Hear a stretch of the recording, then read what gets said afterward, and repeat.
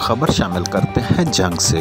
Bureau chief Mohammad Hussain की report के मुताबिक inspector general of police Punjab के अहकामात पर पुलिस लैंड जंग में जनरल परेड का इन्नेकाद किया गया। जनरल परेड में जिले पुलिस, ट्रैफिक पुलिस और एलीट फोर्स ने शिरकत की। पुलिस के चाको चौबंद दस्तों ने डीएसपी सदर सर्कल तनवीर अमजद को सलामी पेश की।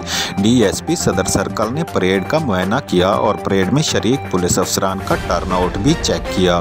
पुलिस अफसरान से खिताब में डीएसपी सदर सर्कल का कहना था कि inspector general of police Punjab के अहकामात की रोशनी में पुलिस अफसरान की फिटनेस पर भरपूर तवज्जो दी जा रही है।